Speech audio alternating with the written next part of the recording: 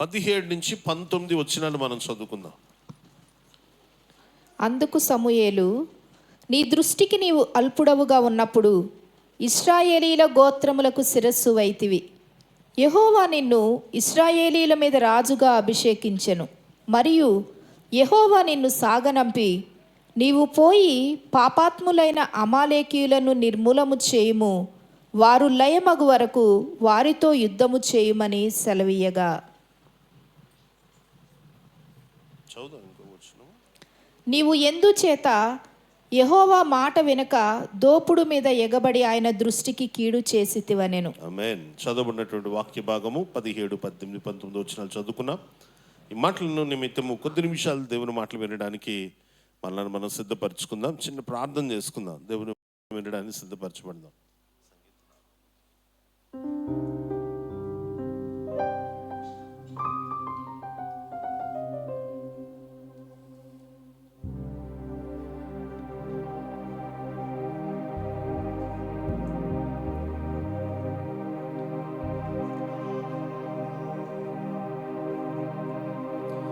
నా కఠిన హృదయమునా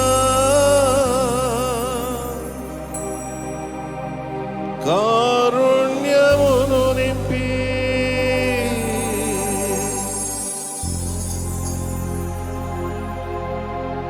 కలువలు పూవించిన కృపలను కొనియాడేదా.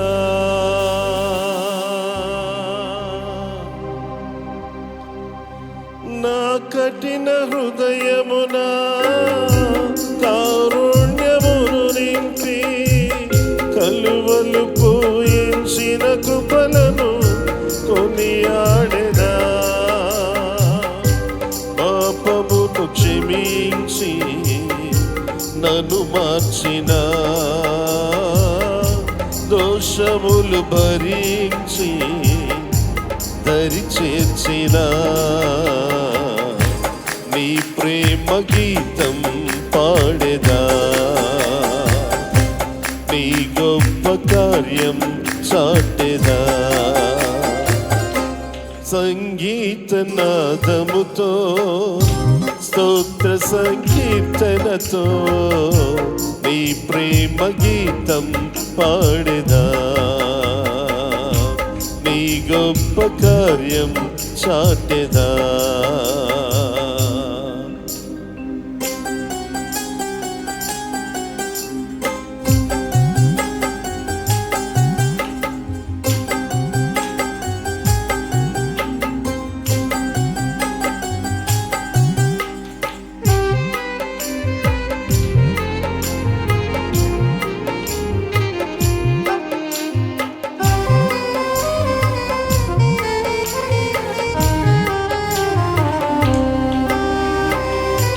నా కష్ట సమయమున నా చెంతనే నిలచి, విడువక నడిపించిన విధమును వివరించదా.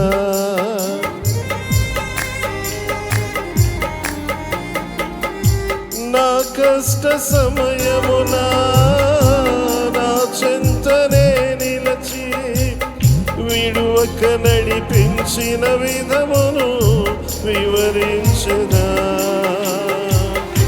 క్షేమమును కలిగించి నన్ను లేపిన, దీనులను కురిపించి కృప చూపిన, నీ ప్రేమ గీతం పాడెదా. నీ గొప్ప కార్యం చాటెదా.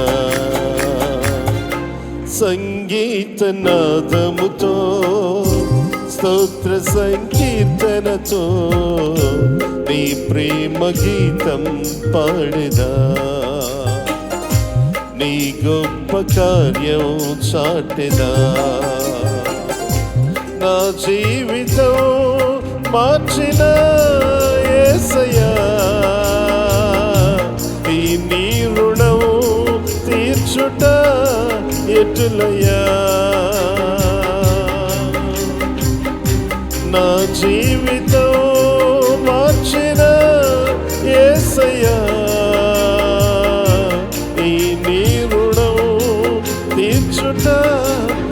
రోజులయ్యా. కృప కలిగిందని గొప్ప మీకు వందనాలు చెల్లిస్తున్నా. నా జీవితాన్ని మార్చిన గొప్ప దేవుడవు నీవే. నా కష్ట సమయంలో నాకు తోడుండి నన్ను నడిపించిన వాడవు నీవే.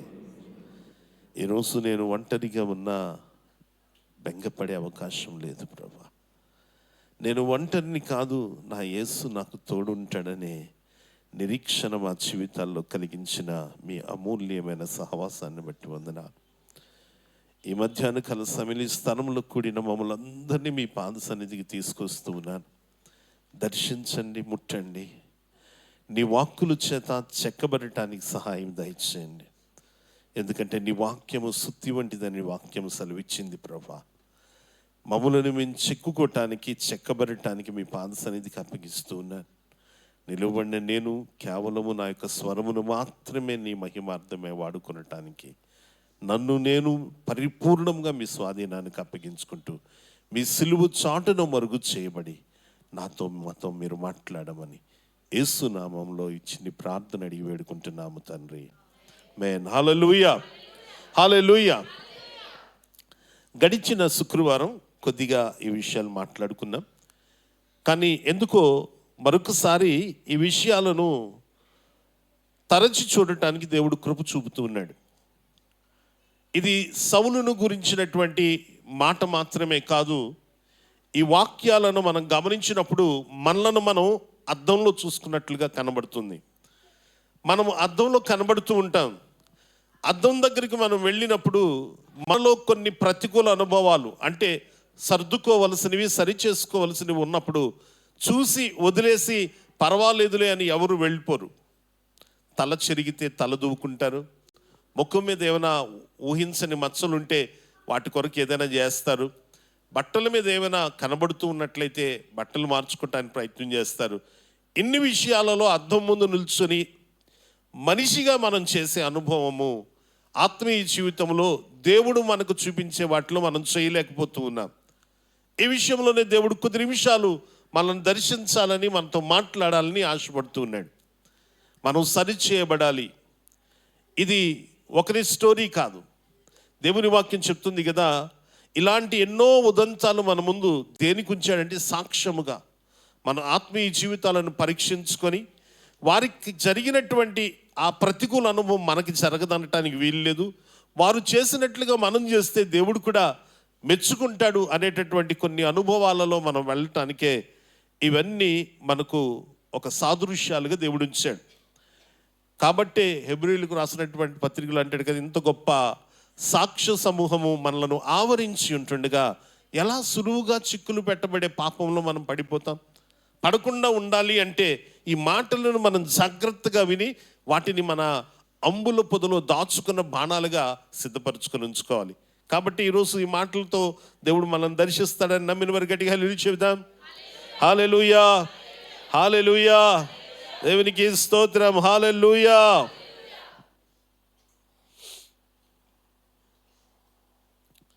ఇప్పుడు మనం చూసుకున్నటువంటి వాక్య భాగంలో 17వ వచనంలో, అందుకు సమూయేలు, నీ దృష్టికి నీవు అల్పుడవుగా ఉన్నప్పుడు ఇశ్రాయేలీయుల గోత్రీకులకు శిరస్సు వైతివి, యెహోవా నిన్ను ఇశ్రాయేలీయుల మీద రాజుగా అభిషేకించాను. ఈ మాటలు ఎవరితో చెప్పబడుతున్నాయంటే సౌలు అనే ఇశ్రాయేలీయుల మొట్టమొదటి రాజుతో సమూయేలు అనే ప్రవక్త మాట్లాడుతున్నాడు. ఎప్పుడు మాట్లాడుతున్నాడో తెలుసా?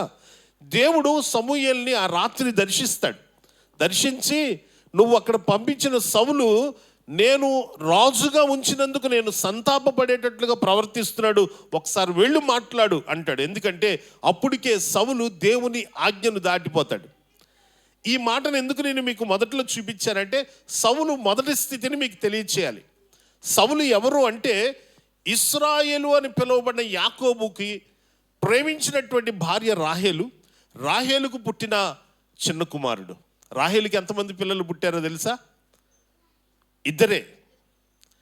యాకోబుకు ఇశ్రాయేలు అని పేరు రాకముందు యాకోబు అని పేరుతో నడిపించబడుతున్నాడు. మోసగాడు అనే పేరుతో నడిపించబడుతున్నప్పుడు తనను మోసగించాడు తన మేనమామ. ఎలా మోసగించాడంటే, ఈయన రాహేలును ప్రేమించి ఆ ఇంటికి వెళ్ళి 7 సంవత్సరాలు ఊడిగం చేస్తే 7 సంవత్సరాల తర్వాత రాహేలును పెళ్లి చేయకుండా ఇవ్వకుండా రాహేలుకు బదులుగా ఆయనకు లేయా అనే తన పెద్ద కుమార్తెనిచ్చి పెళ్లి చేస్తాడు. ఎందుకు అంటే రాహేలు చాలా అందగడితే తన పెద్ద కుమార్తె అనే లేయా కళ్ళు జబ్బు కలిగినటువంటిది కనుక పెళ్ళి అవ్వట్లే. కాబట్టి పెద్ద ఆమె ఉంటుంది కదా, చిన్నావిడికి పెళ్లి చేయరు కదా. పెద్ద ఆమెకి ఆయన ఇశ్రాయేలీలలో ఉండేటటువంటి ఒక వివాహ విధానం ఏంటంటే ముఖం చూడడానికి అవ్వదు, ఎందుకంటే కప్పి ఉంటాయి అన్నీ. అలాంటి స్థితిలో పెళ్లి చేశారు. రాత్రి ఆ పడక గదిలోకి వెళ్ళక చూశాడు. తీరా చూస్తే ఈమె రాహేలు కాదు.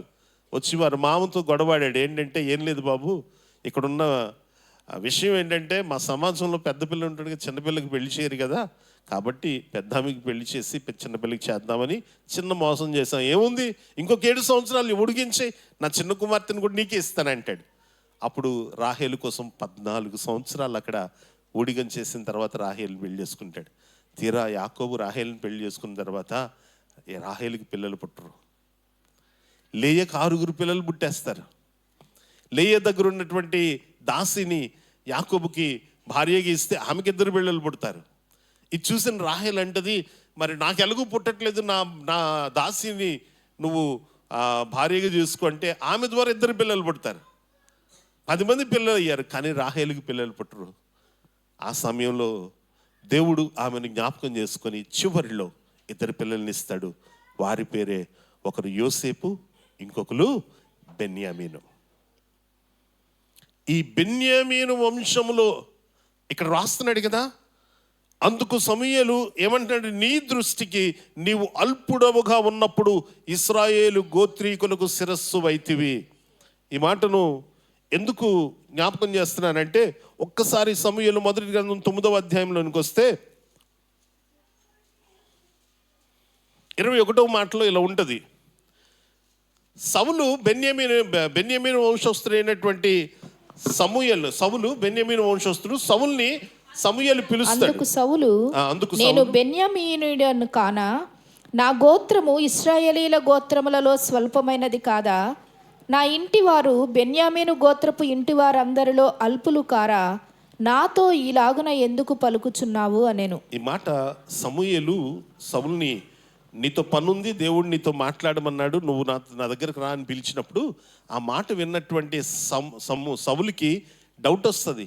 ఏంటి, నాతో దేవుడు మాట్లాడాల్సినంత అవసరం ఏముంది, ఏంటి నా పరిస్థితి ఇది కాదా, నేను బెన్యామీను వంశస్థుని కదా, అంటే ఇశ్రాయేలీలు గోత్రాల్లో చిన్నవాడిని కదా, ఏ అధికారము నా జీవితంలో ఉండటానికి అవకాశం లేదు కదా, అలాంటి అల్పుడనైనా నన్ను పిలవటానికి కారణం ఏంటి అని అడుగుతాడు.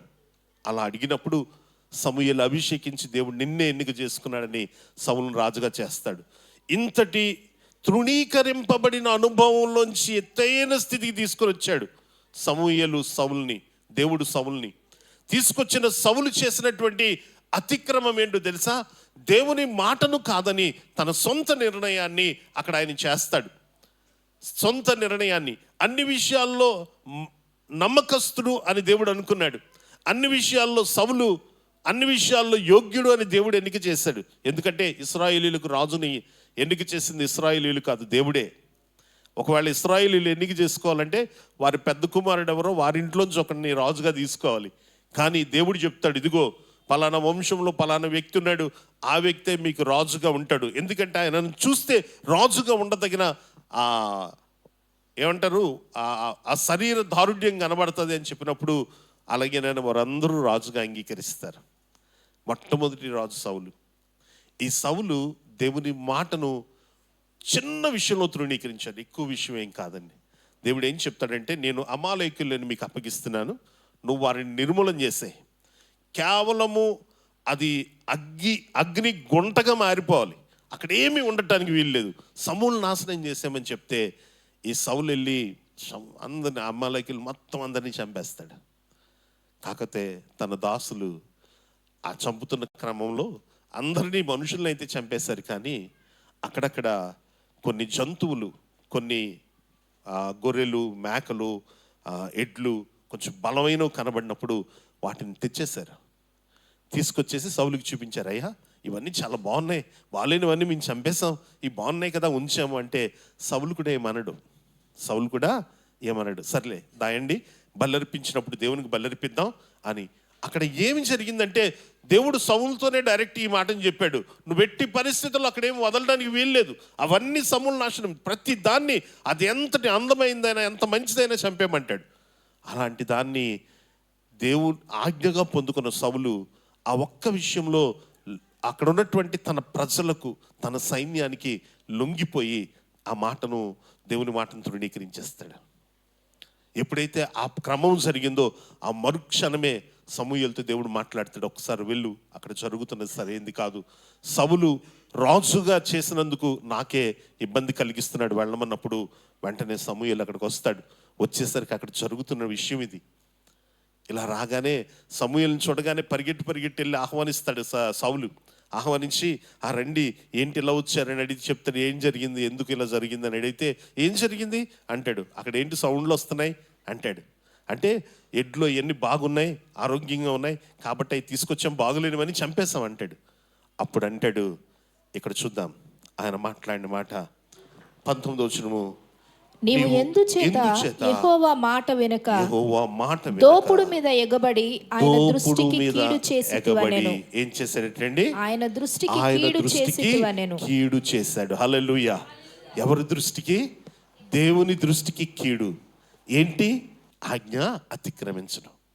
ఆజ్ఞ అతిక్రమించడం ఎంత పాపం ఒకసారి ఆలోచన చేయండి. ఆ ఒక్క విషయం మనకు అర్థం కావట్లేదు. ఆజ్ఞను అతిక్రమించే విషయం దేవుని దృష్టికి కీడు. మనుషుల దృష్టికి కాదండి, దేవుని దృష్టికి కీడైన పని. ఈరోజు ఆజ్ఞను ఎంతో సింపుల్గా మనం దాటేస్తూ ఉంటాం. పర్వాలేదులే, ఎలా ఉంటుంది మన విధి విధానం ఎలా ఉంటుంది? 18వ వచనంలో చెప్తున్నాడు, యెహోవా నిన్ను సాగనంపి నీవు పోయి పాపాత్ములైన అమాలేకీయులను నిర్మూలము చేయము, వారు లయమగు వరకు వారితో యుద్ధము చేయమని సెలవీయగా నీవు ఎందుచేత యెహోవా మాట వినక దేవుని ఆజ్ఞ పూర్తిగా నువ్వు పాపం అనేదాన్ని పూర్తిగా నాశనం చేసేయమన్నాడు. పాపం అనేదాన్ని పూర్తిగా నాశనం చేసేయాలి. ఆత్మీయ జీవితంలో ఒకసారి మనం దాన్ని అప్లై చేసుకోగలిగితే నీలో పాపము అనేదాన్ని నువ్వేమాత్రం క్షమించడానికి వీలు లేదు. పాపపు అనుభవాన్ని నీ జీవితంలోనికి తెచ్చుకోవడానికి వీలు లేదు అని చెప్పడానికి ఈ మాటని మీ ముందుకు తీసుకొస్తున్నాను. ఈ మాటను గురించి అపోస్తలుడైన పౌలు మాట్లాడతాడు. ఒకసారి హెబ్రీయులకు రాసినటువంటి పత్రిక 12వ అధ్యాయం దగ్గరకు వస్తే 4వ వచనంలో అంటాడు, పాపము విషయంలో మనం ఎలా ఉండాలో చెప్తాడు. మీరు పాపముతో పోరాడుటలో మీరు పాపముతో ఏం చేయాలటండి? పోరాడాలి. ఆ పోరాటంలో ఎలా ఉండాలట? రక్తము కారునంతగా ఇంకా దానిని ఎదిరింపాలి. హల్లెలూయా. రక్తము కారునంత అంటే యేసుక్రీస్తులాగా రక్తం కారిపోయినట్టు కాదండి. నువ్వు ఆ పాపమును ఎదిరించాలంటే మోకరించి నువ్వు ప్రార్థన చేస్తే నీ రక్తము చెమట బిందువులుగా మార్చబడాలి. ఎక్కడైనా మనం అలా పోరాడగలుగుతున్నావా? పాపంతో రాజీ పడిపోతున్నావు, ప్రతి విషయంలో రాజీ పడిపోతున్నావు. సౌలులాగా పోన్లే పర్వాలేదులే, దేవుని దృష్టికి అది కీడు. ఈ పాపము దేవుని దృష్టికి కీడు. ఈరోజు ఈ మాటను ఎందుకు మీ ముందుకు తీసుకొస్తున్నానంటే, మనం అన్ని విషయాల్లో భక్తి విషయంలో బాగానే ఉన్నాం, కానీ కొన్ని విషయాల్లో పర్వాలేదులే అనే చిన్న అనుభవము మన జీవితంలో దేవునికి మనకి మధ్య ఒక అడ్డుగోడను కట్టడం మొదలు పెడుతుంది. ఈ అడ్డుగోడ మన జీవితంలో ఉండకూడదంటే ఆ అనుభవానికి మనం వెళ్ళటానికి వీలు లేదు. పర్వాలేదులే అన్న విషయం మన జీవితంలో ఉండటానికి వీలు లేదు. ఇది దేవునికి ఇష్టం లేదు, ఇది 10 ఆజ్ఞలలో దేవుడు తృణీకరించింది అంటే దాన్ని తీసేయడమే. ఒకనొక సమయంలో పేతురు, అయ్యా ఇవన్నీ నిషేధించబడినవు కదయ్యా అని దేవునితో మాట్లాడతాడు. ఎందుకో తెలుసా? దేవునికి అయిష్టమైనది చేస్తే ఆయన దృష్టికి అది కీడు, ఆయన ఆజ్ఞను అతిక్రమిస్తే అది పాపము. ఈరోజు ఈ మాటలు వింటున్న ప్రతి దేవుని బిడ్డలారా, సౌలు వలె మన ఆత్మీయ జీవితాల్లో పర్వాలేదులే అనుకునే చేసే వాటితో మనము పోరాడవలసిన వారముగా ఉన్నాం. హల్లెలూయా. అందుకే మనం పోరాడునది శరీరులతో కాదు అంటాడు. మనం క్రైస్తవులు శరీరులతో పోరాడరండి. క్రైస్తవులు శరీరులతో పోరాడడు. క్రైస్తవ జీవితంలో పగ తీర్చుకునే అనుభవం లేదు. ఎందుకంటే ప్రార్థించడం మన వంతు, పగ తీర్చుకోవటం ఆయన వంతు. క్రైస్తవ జీవితంలో జరుగుతుంది. నీకు ఏదైనా కష్టం వచ్చిందా, నువ్వు మోకరించి ప్రార్థన చేయి. దేవుడు తప్పనిసరిగా నీ పక్షంగా నిలిచి అద్భుతాన్ని చేస్తాడు. దేవుడు చేస్తాడండి. దేవుడు కలుగు చేసుకుంటాడు. మన దేవుడు కలుగు చేసుకునేవాడు కాదు అనటానికి వీలు లేదు. మనం ఇందాక దావీదు కీర్తనలు అమ్మగారు చెప్తుంటే విన్నాం మనం. ఎస్, వారు మనల్ని దీవించకపోవచ్చు, కానీ ఆయన మనల్ని దీవించే దేవుడు. ఒకానొక సమయంలో బాలాకు వచ్చి బిలామును తీసుకొచ్చి ఇశ్రాయేలుని శపించమన్నాడు. ఇశ్రాయేలుని శపించు అంటే దేవుడు వారి పక్షముగా నిలిచి శపించకుండా ఆ బిలాము యొక్క నోటిని శాపవచనాలను ఆశీర్వాదముగా మార్చాడు. హల్లెలూయా. ఆయన సమస్తము మార్చగలిగే దేవుడు. ఎప్పుడో తెలుసా, నీ స్థితిలో నువ్వు స్థిరంగా నిలబడినప్పుడు. ఒక చిన్న ఉపమానాన్ని కూడా మేము ఎందుకు తీసుకొస్తాను. ఈ మధ్యకాలంలో నేను యూట్యూబ్లో చూస్తుంటే ఒక చిన్న స్టోరీ కనబడింది. ఒక ఆమె తన భర్తకు బాగోలేని కారణం చేత తనే ఉద్యోగం చేస్తుంది. రియల్ ఎస్టేట్ బిజినెస్ ఆమెది. రియల్ ఎస్టేట్ బిజినెస్ చేస్తున్న ఆమె ప్రతిరోజు ఆ డ్యూటీకి వెళ్ళి రావటం, ఆమెకు వచ్చే ఆదాయము తన కుటుంబ ఖర్చులకు చాలట్లేదు, ఇబ్బందిగా ఉంటుంది. ఒకరోజు స్కూల్ ఫీజులు కట్టాలి, పిల్లలకి స్కూల్ ఫీజులు ఎల్లుండి కట్టాలి. ఒక నోటీస్ వచ్చింది.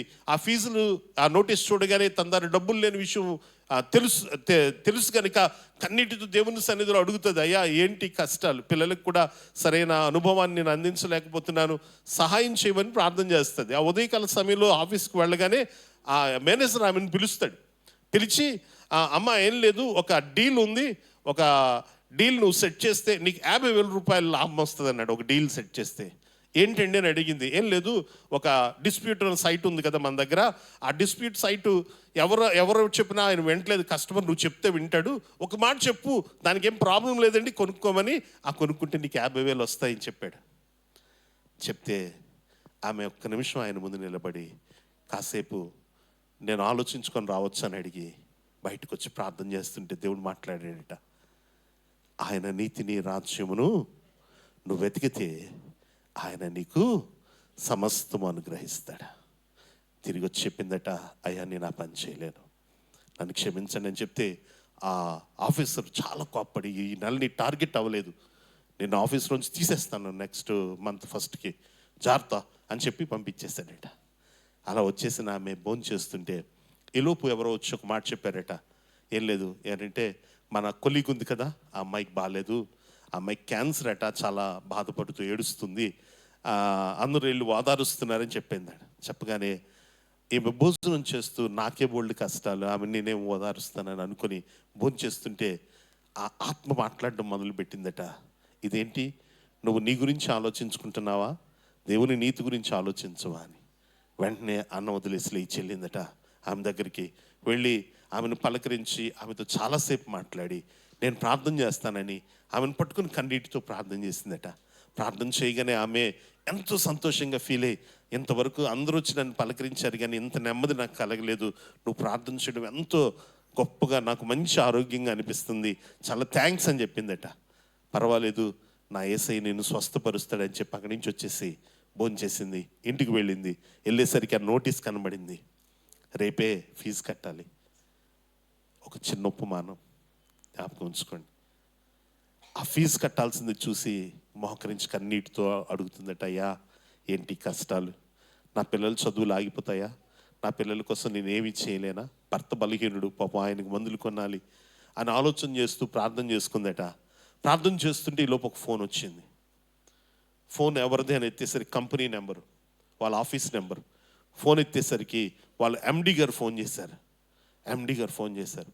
ఫోన్ చేసి అడుగుతున్నారు, అమ్మ ఆ ఉదయకాల సమయంలో ఒక కస్టమర్ వచ్చాడు కదా, నువ్వు మాట్లాడావా అంటే, మాట్లాడాను సార్ అందట. అవును, ఏం మాట్లాడావంటే, అది డిస్ప్యూట్లో ఉన్న సైట్ అంటే, ఆయన నాకు ఫోన్ చేశాడు, ఆమె వచ్చి నాతో చెప్పింది, సార్ అది డిస్ప్యూట్లో ఉన్న సైట్ మీరు కొనుక్కోవద్దు, కొనుక్కుంటే చాలా ఇబ్బంది పడతారు అని చెప్పింది.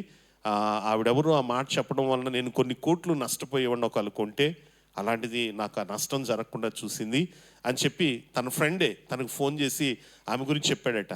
ఆ మాట చెబుతూ, నువ్వు చాలా మంచి పని చేసావమ్మా, మన కంపెనీ రెప్యుటేషన్ పోగొట్టకుండా జాగ్రత్త పడ్డావు, అందుని బట్టి నేను ఎంతగానో సంతోషిస్తున్నాను, నీకు ప్రమోషన్ ఇస్తున్నాను అని చెప్పాడట.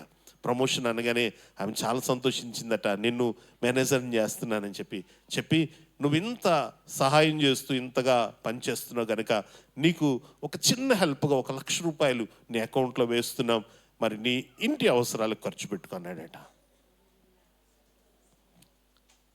ఆమె ఫోన్ పెట్టి ఏడుస్తూ దేవుని సన్నిధిలోనికి వచ్చి మోకరించి అందట, అయ్యా, ఒకవేళ ఉదయకాల సమయంలో ఈ లోకం చెప్పిన పని నేను చేస్తే నాకు ఒక 50,000 వచ్చేదేమో, కానీ నీ నీతిని రాజ్యాన్ని నేను పోగొట్టుకునేదాన్ని. ఆ ఒక్క పనిని నేను చేయటం కారణం చేత నీ నీతిని రాజ్యమును కాపాడడం చేత నా అవసరాలు మాత్రమే కాదు, నా కుటుంబ అవసరాలు కూడా తీర్చావు ప్రభా అందట. హల్లెలూయా, హల్లెలూయా. ఇలాంటివి ఎన్నో జీవితాల్లో, ఎంతోమంది జీవితాల్లో జరుగుతున్నాయి. చేయగలిగే దేవుడు నేను నమ్ముతున్న నా యేసయ్య, నేను ప్రకటిస్తున్న నా యేసయ్య. కాబట్టి ఈ లోకంలో ఉన్న వాటి కొరకు మనం తాపత్రయపడకూడదు. ఈ లోకం ఎప్పుడూ మనలను చెడ్డది చేయటానికి తాపత్రయపరుస్తుంది, తొందర పెడుతూ ఉంటుంది. ఒక చెడ్డ పని మన ముందుకు వచ్చినప్పుడు అది ఎందుకు చేయకూడదు? నీ దేవుడు వద్దన్నాడా? పేతురుని ఆ రోజు ఆ యొక్క ఆకలి సమయంలో ఆయన ముందుకు ఆ తినకూడని వచ్చినప్పుడు అక్కడ ఉన్నటువంటి స్వరం మాట్లాడుతుంది, ఇందులో అన్ని పనికిరానివే, ఇవేమి నువ్వు తినకూడదు. కానీ ఎందుకు తినకూడదు? సాతాను నిన్ను ప్రేరేపిస్తుంది. చాలాసార్లు మన జీవితాల్లో ఇదే ప్రతికూలత అండి. ఏదో గొప్ప తప్పులు మనం చేయటం లేదు. మీరు చేస్తున్నవి ఏవో గొప్ప తప్పులు, మీరు తప్పులు దేవునికి వ్యతిరేకంగా చేస్తున్నారని చెప్పను. దేవుడు చెప్పిన పనిని చెప్పినట్టుగా చేయటంలో కొంచెం ఆలస్యం, ఆ ఆలస్యమే ఆయనకి నచ్చినటువంటి పని. ఆ విషయంలో మనం కాంప్రమైజ్ అవుతున్నాం. ఎవరు మాటలు విని? అపవాది చెప్పే మాటలు విని. మనం పోరాడున్నది శరీరులతో కాదని నేను ఎందుకన్నానంటే, మనం పోరాడుతున్నది మనలో ఉన్న అపవాది తంత్రాలతో. అపవాది మాట్లాడుతూ ఉంటాడు. దానికే ఉంది బ్రదరు, దానికే ఉంది. చేస్తే 50,000 వస్తుంది కదా నీ ఇంటికి, నీ పిల్లలు ఫీజు కట్టుకుంటా కదా, దేవుడికి తెలుసు కదా నీ అవసరత, దేవుడే పంపించాడేమో అంటూ ఉంటాడు అనమాట. దేవుడు పంపిస్తే ఆయన నీతికి విరోధంగా ఏది ఉండదు, ఆయన రాజ్యపు విలువలకు విరోధంగా ఏది ఉండదు. అవన్నీ కలిగిన అనుభవం కలిగిందే ఆయన మనకిచ్చేది. హల్లెలూయా. ఈరోజు సౌలు అంటున్నాడు, అది బలిగా అర్పించడానికి నేను తీసుకొచ్చాను. దేవుని కొరకు బలిగా అర్పించడానికి మంచిగా ఉన్నాయి, ఎటువంటి వంకర లేదు, వాటిని బలిస్తే దేవుడు మెచ్చుకుంటాడు అని చెప్తే దేవుడు బలి కోరుకునేవాడు కాదు అని అక్కడ మాట్లాడతాడు. ఒకసారి మనం మాటలు చూద్దాం, 20వ వచనంకి వద్దాం. అందుకు సౌలు, ఆ మాట అనవద్దు,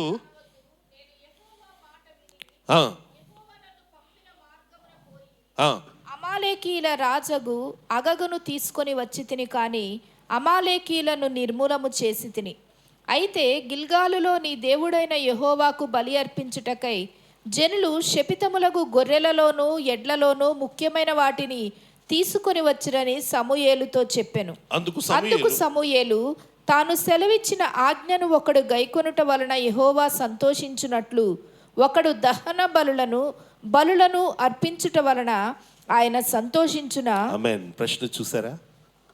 ఆయన ఆజ్ఞను పాటించే దానికి ఆయన సంతోషించినంతగా నువ్వు బలిస్తే ఆయన సంతోషించడు, నువ్వు అర్పణ అర్పిస్తే ఆయన సంతోషించడు. ఆయన చెప్తున్నాడు, బలిని కోరుకునేవాడిని దేవుడు కాదు, ఆయన విరిగి నలిగిన హృదయాన్ని కోరుకుంటాడు. నీలో నీతిని, ఆయన రాజ్యమును వెతికే అనుభవాన్ని కోరుకుంటాడు. ఈరోజు క్రైస్తవులుగా జీవించడానికి ఎన్నో విషయాల్లో మనం కాంప్రమైజ్ అయిపోతున్నాం. లోకంతో, మన చుట్టూ ఉన్న పరిస్థితులతో, మన శరీరాలకు కలుగుతున్న బలహీనతలతో మనం లొంగిపోయి పర్వాలేదులే అని మనం దాటి వెళ్ళిపోతున్న ప్రతి దానికి మనం జవాబు చెప్పుకోవాలి. ఒకరోజు ఈరోజు పర్వాలేదులే అని అనుకునే దానికి ఒకరోజు నువ్వు జవాబు చెప్పుకున్నప్పుడు నీ ముందు మండుతున్న అగ్ని కనబడుతుంది. ఆఫ్టర్ ఆల్ చిన్న ఆయిల్ చొక్క వేడిగా ఉన్నది ఒంటి మీద పడితేనే ఆ పొక్కుని, లేదంటే ఆ బాధను తట్టుకోలేకపోతున్నాం. అగ్ని ఆరదు. అలాంటి శ్రమలో నువ్వు వెళ్ళిపోవటానికి నువ్వు పర్వాలేదులే అనే అనుభవానికి తీసుకుని వెళ్ళిపోతున్నావు. ఈరోజు మనం మారడం కోసమే దేవుడు మనతో మాట్లాడుతున్నాడు. మనల్ని మనం మార్చుకోవాలి. పర్వాలేదులే అన్నవి ఒకవేళ ఇంతవరకు చేసేవేమో, ఇక మీదట వాటి నుంచి నువ్వు తప్పి ఆయనకి ఇష్టమైన వారిగా నడవటానికి దేవుడు నీతో మాట్లాడుతున్నాడు. అలా చేసి చూడు, నీ జీవితంలో అన్ని ఆనందాలే, నీ చుట్టూ అన్నీ నీకు ఇష్టమైన అనుభవాలుగానే కనబడతాయి. ఎందుకు కనబడతాయంటే, దేవుడు తనకిష్టమైన వాటిని చేసేవారిని ఆయన ఎప్పుడు విడిచిపెట్టే దేవుడు కానే కాదు. ఆయన అంటాడు, అతడు నన్ను ఎరిగి ఉన్నాడు కనుక నేను అతన్ని తప్పిస్తానంటాడు. ఆఫ్టర్ ఆల్ ఆయనను ఎరిగిన అనుభవానికి నువ్వు తప్పించబడితే, ఆయన నువ్వు ప్రేమిస్తే ఆయన నిన్ను గణపరుస్తానంటున్నాడు. ఆయన నువ్వు ప్రేమిస్తావా? ఒకసారి ఆలోచన చేయాలి. ఈరోజు ఇక్కడ సమూయేలుతో సౌలు చెప్తున్నాడు, అయ్యా ఏం లేదు, గిల్గాల్లోనికి వెళ్ళిన తర్వాత అక్కడ బలి అర్పించాలి కదా, అందుకోసమే తెచ్చాను అంటే ఆయన అంటున్నాడు కదా, బలిని కోరుకునేవాడు దేవుడు కాదు, ఆయన బలిని అర్పించడం వల్ల సంతోషించేవాడా అని అడిగి ఆలోచించుము. బలులు అర్పించుట కంటే ఆజ్ఞను గైకొనుటయు, పొట్టేళ్ల క్రొవ్వు అర్పించుట కంటే మాట వినుటయు శ్రేష్టం. ఆమేన్, హల్లెలూయా. నా బైబిల్లో ఆ లైన్స్ అండర్లైన్ చేయబడి ఉంటాయండి. అండర్లైన్ చేసుకోండి ఈ విషయాన్ని. బైబిల్లో కాదు, నీ హృదయంలో. నువ్వు బలిని అర్పించేదానికన్నా మాట వినటంలో, ఆజ్ఞను పాటించడంలో నువ్వెంత నమ్మకముగా ఉన్నావో చూస్తాడు నీ యేసయ్య నిన్ను. ఆ నమ్మకాన్ని ఆయన కోరుకుంటున్నాడు. మనం పాపముతో పోరాడే వారిగా ఉండాలి. పాపం ఎప్పుడు నిన్ను బలహీనపరుస్తూనే ఉంటుంది, నీ మీద ఎప్పుడు ప్రెషర్ పెడుతూనే ఉంటుంది. దానితో నువ్వు పోరాడాలి అంటే ప్రార్థన ఒక్కటే మార్గము. హల్లెలూయా. ఒక్కసారి ఆలోచన చేయండి, మనం రోజుకి ఎన్నిసార్లు ప్రార్థన చేస్తున్నాం? క్రైస్తవ జీవితంలో ఇది పరీక్షించుకోవాల్సిన అవసరం. ప్రార్థన ఎన్నిసార్లు మనం చేస్తున్నాం? ప్రార్థనకి ఏ సమయాన్ని మనం ఇవ్వగలుగుతూ ఉన్నాం? ఒకసారి మనల్ని మనం పరీక్షించుకోగలిగితే దేవుడు తప్పనిసరిగా నీ జీవితంలో అద్భుతాలు చేయడానికి ఆయన ఇష్టపడుతున్నాడు. నువ్వు మేలైన అనుభవంలో ముందుకు వెళ్ళాలని ఆయన కోరుకుంటూ ఉన్నాడు. కాబట్టి ఈరోజు ఈ మాటలు వింటున్న దేవుని సంఘమా, ఒకసారి ఆలోచన చేయి. దేవుని సన్నిధిలో మనం ఎలాంటి అనుభవాలు కలిగి ఉండాలి? సౌలు ఆ ఒక్క కారణం చేత సౌలు జీవితంలో జరిగిన ప్రతికూల అనుభవాలు చెప్తాను. ఫస్ట్ రాజు సౌలు రాజుగా ఉంటుండగానే దేవుడు దావీదుని అభిషేకించాడు. ఎవరిని అభిషేకించాడండి? దావీదుని. సౌలుకి ఆ విషయం తెలిసి చాలా వేదన చెందాడు. అక్కడి నుంచి సౌలు ఎలా మార్చబడ్డాడంటే అసూయ చేత నింపబడి దేవునికి విరుద్ధమైన అనుభవాలను ప్రకటించడం మొదలుపెట్టాడు, చేయడం మొదలుపెట్టాడు. దేవునికి ఇష్టం లేని కార్యాలు ఎప్పుడు జరుగుతాయో తెలుసు. ఇలాంటివన్నీ దేవునికి కష్టం కలిగించే పనులు మన జీవితంలో జరుగుతున్నాయంటే ఎక్కడో దేవునికి ఇష్టం లేని పనిని మనం పూనుకున్నాం. దేవుని ఆత్మచేత మనం నడిపించబడినంతసేపు దేవునికి ఇష్టమైన పనులే మనం చేస్తాం. ఎప్పుడైతే ఆ ఆత్మ మనలో నుంచి పారిపోద్దో, అది వెళ్ళిపోయేటట్లు మనం ప్రవర్తిస్తామో, ఆ రోజు నుంచి మన జీవితంలో చెడ్డ పనులు చేయటానికి ఇష్టపడతాం. సౌలు అక్కడక్కడ అందరి దగ్గర దావీదుని చంపును అనేవాడు. దావీదు ఎదురుపడగానే చంపడానికి ప్రయత్నం చేసేవాడు. చివరి వరకు కూడా దావీదు దొరికితే చంపేయడానికి ప్రయత్నం చేశాడే కానీ ఎక్కడ దావీదుని క్షమించడానికి ఇష్టపడలేదు. కాబట్టి సౌల్ని, తన యొక్క వంశాన్ని, ఆ రాజ్యాన్ని పరిపాలించే రాజవంశం నుంచే దేవుడు తొలగించాడు. హల్లెలూయా. ఊహించని రీతిగా పొందుకున్న ఆశీర్వాదం. ఆయన అంటున్నాడు కదా, ఇక్కడ మనం 17వ వచనాన్ని జాగ్రత్తగా మనం గమనించినట్లయితే, నీ దృష్టికి నువ్వు అల్పుడుగా ఉన్నప్పుడు ఇశ్రాయేలు గోత్రీకులకు శిరస్సు వైతివి. హల్లెలూయా. క్రింద వాడు ఎక్కడ? చిన్నవాడు బెన్యామీను. ఎక్కడ? ఇశ్రాయేలీలందరికీ రాజు. ఒకసారి ఆలోచించండి. రాజుని చేస్తే నువ్వు చేసిన పని ఏంటి? యెహోవా నిన్ను ఇశ్రాయేలు మీద రాజుగా అభిషేకిస్తే నువ్వు చేసిన పని ఏంటంటే దోపుడు సొమ్ము ఎగబడి ఆయన దృష్టికి పాపము చేశావు. ఈరోజు దేవుడు మనల్ని హెచ్చిస్తున్నప్పుడు అది కాపాడుకోవాలంటే ఎదురవుతున్న ఇలాంటి వాటన్నింటినీ దాటుకుంటూ వెళ్ళాలి. అలా దాటుకుంటూ వెళ్ళలేకపోయాడు కనుకే సౌలు, తన కుమారుడు యోనాతాను అందరూ చనిపోయారు. దావీదు రాజుగా మార్చబడ్డాడు. యోనాతాను దావీదును ప్రేమించిన ప్రేమను గుర్తుంచుకొని యోనాతాను కొడుకుని వెతుకుతాడు. యోనాతానుకి కొడుకుంటాడు. ఆయన సొట్టకాలు, అంగవైకల్యం కలిగినటువంటి వాడు, నడవలేనటువంటి వాడు. ఆయన నడవలేనటువంటి వాడిని తీసుకొచ్చి తన రాజ్యంలో ఒక ఉన్నతమైన స్థానాన్ని ఇస్తాడు. కారణం ఏంటో తెలుసా? యోనాతాను తనను ప్రేమించిన ప్రేమ. యేసయ్య కూడా మనలను అదే ప్రేమతో చూడడానికి ఇష్టపడుతున్నాడు. నువ్వు కానీ యేసయ్యను ప్రేమించే అనుభవం నీ జీవితంలో ఉంటే నీ తరువాత తరాలు రాజ్యవంశములో పొందిన ఆశీర్వాదాలు పొందుకుంటారు. హల్లెలూయా. అలాంటివి కావాలి అని నేను ఆశించినట్లయితే మన ఆత్మీయ జీవితాల్లో ఆ చిన్న తప్పు దగ్గరికి వెళ్ళొద్దు. ఒకవేళ తప్పు జరిగితే నేను చెప్పాను కదా, రక్తము కారునంతగా పాపముతో పోరాడాలి. ఈ విషయం ఎంతమందికి అర్థమైందో నాకు తెలియదు, కానీ పాపము చేయని మనుషులు ఈ భూమి మీద ఎవరు లేరండి. దేవుని వాక్యం చెప్తుంది కదా, అందరూ దేవుడు అనుగ్రహించు మహిమను పొందలేకపోతున్నారు. కారణం ఏంటంటే పాపమే కారణం. అయితే ఆ పాపాన్ని జయించడానికే ప్రార్థన అనే గొప్ప వెపన్ దేవుడు మనకిచ్చాడు. మోకరించి ప్రార్థన చేద్దాం. ఆ ప్రార్థన ఎలా ఉండాలంటే, దేవుడు ప్లీజ్ అయ్యి నీ ముందుకు రావాలి ఖచ్చితంగా. సొలొమోనుని దర్శించినట్లుగా నిన్ను దర్శించాలి. యాకోబును దీవించినట్లుగా నేను దీవించాలి. యాకోబు యబ్బోకు రేవు దగ్గర ఆ రాత్రంతా దేవునితో పెనుగులాడాడు. కారణం ఏంటో తెలుసా? అయ్యా, నీవు నన్ను దీవిస్తే కానీ నేను నీ పాదాలు విడిచిపెట్టను. దేవుడు దీవించాడండి యాకోబుని. ఎప్పుడు దీవించాడో తెలుసా? ఒక్క తన్ను తంటే ఆ తన్నుకి కూడా వదలలేదు కాలు. అయ్యా, నువ్వేదైనా చెయ్యు, నువ్వెంత బాధన్న పెట్టు, కానీ నిన్ను వదలనన్నాడు. ఆయన కాలు కుంటితనం వచ్చి సొట్టవాడిగా మార్చబడ్డాడే కానీ దేవుని పాదాలు వదలలేదు.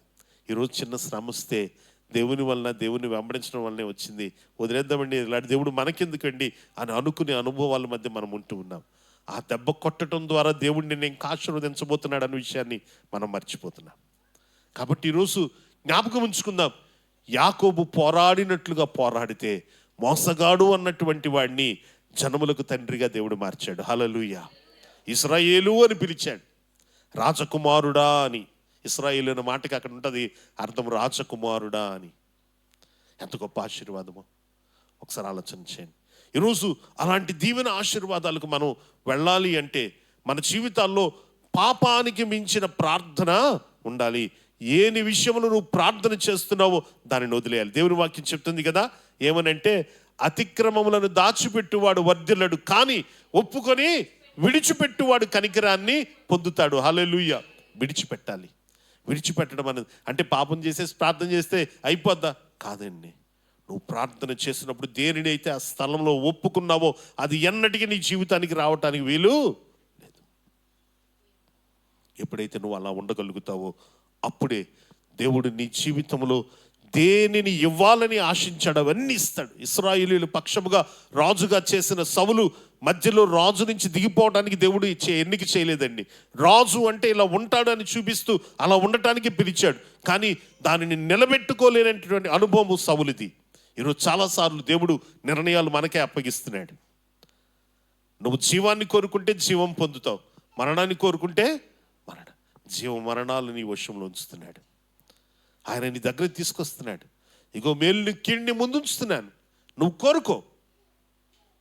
ఏదైనా ఇవ్వగలిగేవాడు ఆయన. హల్లెలూయా కదా. రెండు ఆయన దగ్గర ఉన్నాయి. నువ్వు ఏది కోరుకుంటే దాన్ని నీకు అనుగ్రహిస్తాడు ఆయన. ఇవ్వలేని దేవుడు కాదు. జీవ మరణాలు ఆయన వశంలో ఉన్నాయి.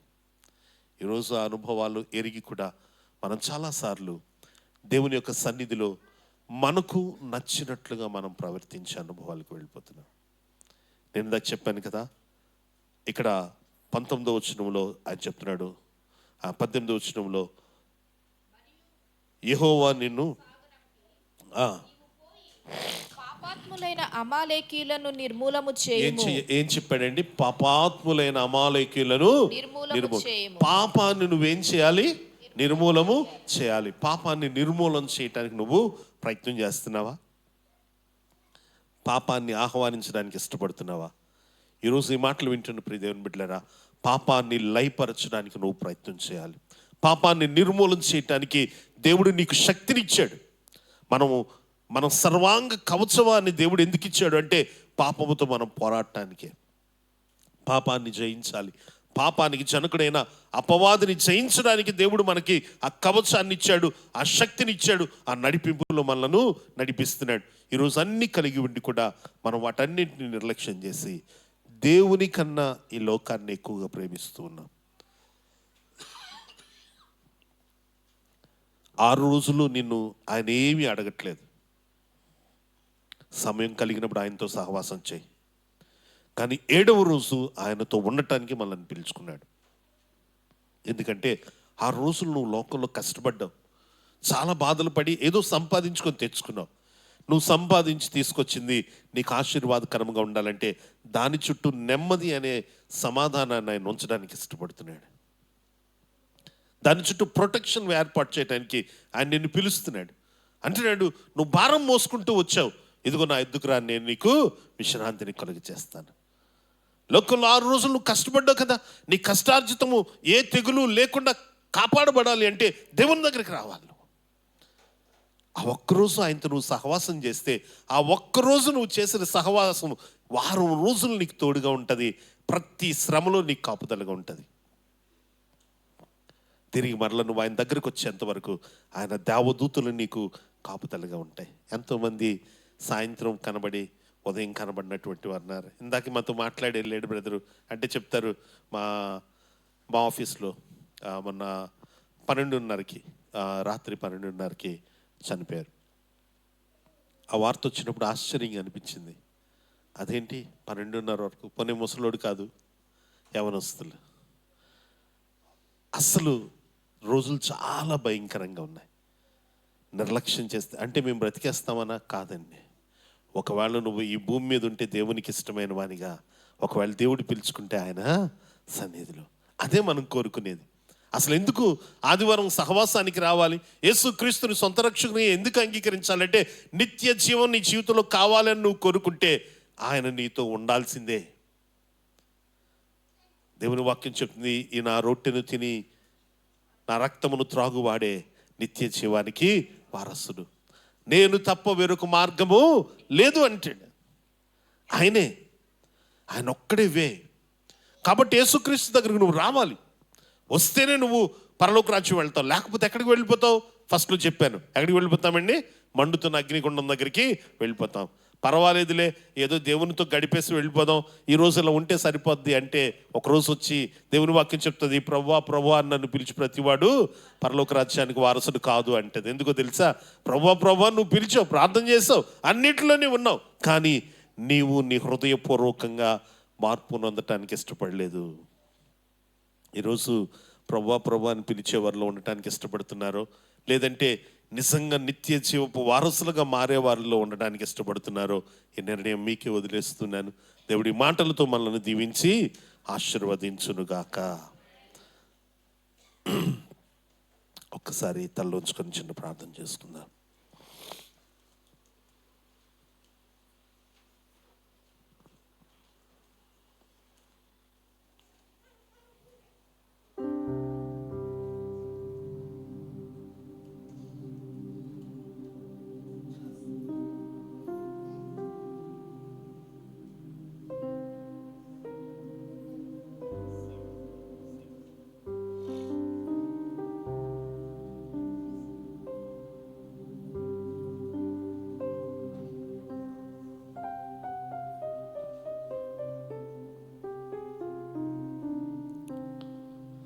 శరీరాశ దాటలేక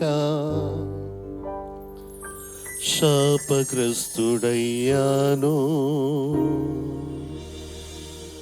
లోకాశ దాటలేక నేరస్తుడయ్యాను.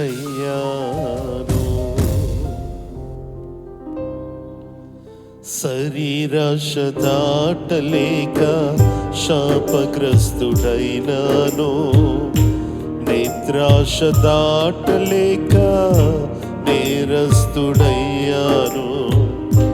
జీవాపుడంబముతో గర్వాంధుడయ్యాను, నీ సన్నిధిని నేను దోషినయ్యున్నాను. జీవాపుడంబముతో గర్వాంధుడయ్యాను, నీ సన్నిధిని నేను దోషినయ్యున్నాను. నీ సన్నిధికి నేను దూరమైపోయాను.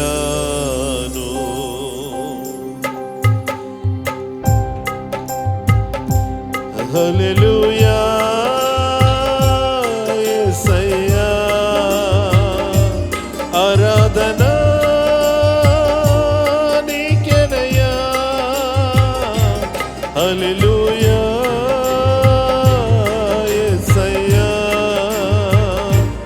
ఆరాధన నీకెనయ్యా. క్షమించుమో దేవా ఈ పాపిని, నీ రక్తముతో కడిగి శుద్ధి చేయము. క్షమించుమో దేవా ఈ పాపిని, నీ రక్తములో కడిగి శుద్ధి చేయము. హల్లెలూయా యేసయ్యా. ఆరాధన నీకెనయ్యా. హల్లెలూయా యేసయ్యా. ఆరాధన నీకెనయ్యా.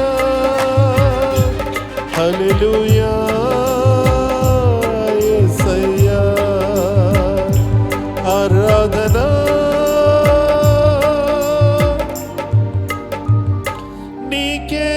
నీకేనయ్యా.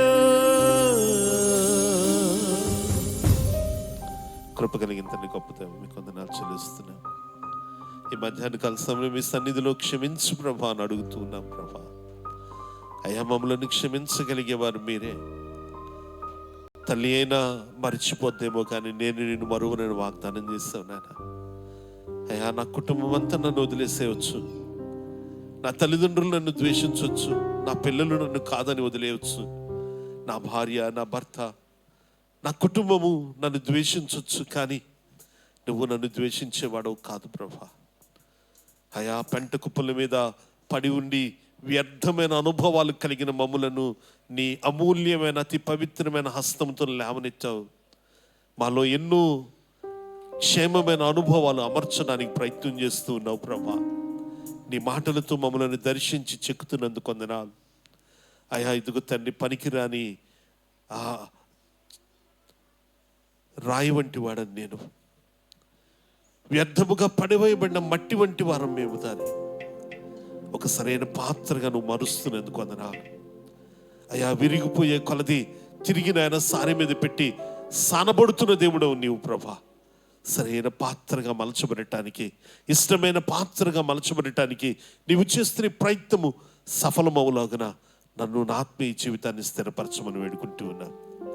ఈ ఆశ కలిగిన ప్రతి వారిని దర్శించండి. ప్రతి హృదయం మీద ఈ యొక్క ఇంపాక్ట్ ఉండటానికి సహాయం దయచేయండి. అటు రీతిగా మేమందరం మీ సన్నిధిలో నిలబడి మిమ్మల్ని కనపరిచే వారికి ఉండడానికి సహాయం చేయమని యేసు నామములో చిన్న ప్రార్థన అడిగి వేడుకుంటున్నాము తండ్రి. ఆమేన్. హల్లెలూయా, హల్లెలూయా.